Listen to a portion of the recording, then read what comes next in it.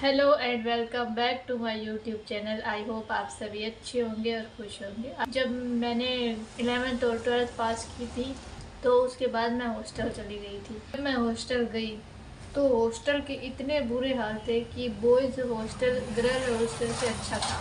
बात है, मैं तो नई नई गई थी तो वहाँ पे हॉस्टल में मैं नई स्टूडेंट और सारी पुरानी बहुत सालों से रह रही है, कुछ महीनों से रह रही है। तो वहाँ पर जो सबसे पुरानी लड़कियाँ थी ना हॉस्टल में, वो दो अपने आप को उस हॉस्टल का बॉस समझती थी कि हम जो भी है इस हॉस्टल की हम ही हैं। मैंने तो मैं चली गई हॉस्टल में, अपने रूम को देखने चली गई थी कि रूम कैसा है। सब वैसे जैसे देखने जाते हैं कि अपना अपना रूम देख लो सब, तो मैं देखने गई। लगी हूँ 2-4 दिन हो गए तो उसके बाद वो मेरे पास आती है तो बोलती है कि यहाँ का कुछ रूल है, आपको वो फॉलो करने पड़ेंगे। मैं क्या, कौन सा रूल? कि ना अपने खाने वाले बर्तन खुद को ही धोने। क्यों? तो मैंने पूछा क्यों भाई, मैं क्यों दूँ अपने बर्तन? जब मेरे पापा पैसे दे रहे हैं हॉस्टल में, खाने पीने बर्तन का सब दे रहे हैं, तो फिर हम क्यों बर्तन धोए? तो वो बोलती नहीं नहीं, धोने तो पड़ेंगे क्योंकि सारी लड़कियां रूल फॉलो कर रही हैं। वो अपनी, क्योंकि सारी लड़कियां उससे डरती थी इसलिए वो रूल फॉलो कर रही थी। वो उसको अपना बॉस समझ बैठी थी कि ये जो बोलेगी वो ही सारा होगा और कुछ नहीं होगा।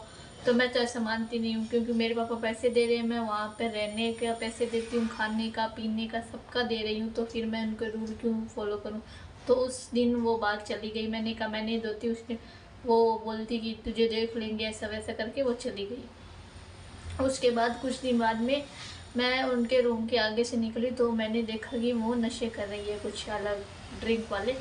तो मैंने सोचा मैं आंटी को बता देती हूँ। तो फिर मैंने सोचा कि रहने देते हैं ना, अपने मोल लड़ाई मोल क्यों लेनी है, तो अपने इग्नोर करके चले जाते हैं। मैं अपने रूम में चली गई इनको इग्नोर करके।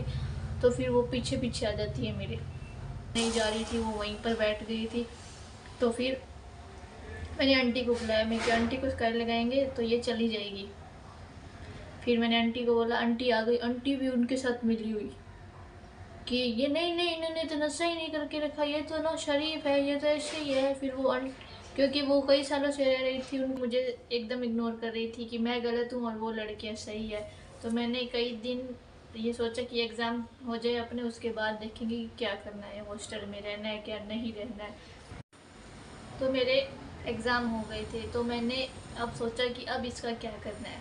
तो मैं जहाँ कोचिंग करती थी वहाँ मैं गई उन टीचर के पास कि मैं क्यों हॉस्टल, हमारे जो जिस हॉस्टल में मैं रहती हूँ उस हॉस्टल का ये हाल है कि वहाँ पर लड़कियाँ नशे कर रही हैं। क्योंकि उस कोचिंग की 10 से 15 लड़कियाँ हमारी हॉस्टल में थी, तो उनकी जिम्मेदारी थी कि वो लड़कियों पर ध्यान दे। कि कोचिंग उनकी कंप्लेन कर दी कोचिंग सेंटर में, तो कोचिंग सेंटर वाले आए, वहाँ पर देखा कि क्या हो रहा है, क्या मैंने बोला वो सच है या नहीं है, ऐसे ही बोल रही हूँ मैं, तो क्या हो रहा है क्या नहीं हो रहा है। फिर उनको पता चला कि हाँ सही बोल रही है ये लड़कियाँ, कि मैं जो बोल रही हूँ वो सही है। हॉस्टल उन्होंने बंद करवा दिया और वो सारी लड़कियाँ जो हॉस्टल में थी उनको अपने वाले हॉस्टल में शिफ्ट कर दिया। हमारे गर्ल्स हॉस्टल के बहुत ही गंदे हाल हैं। घर पे आ गई और मैंने घर से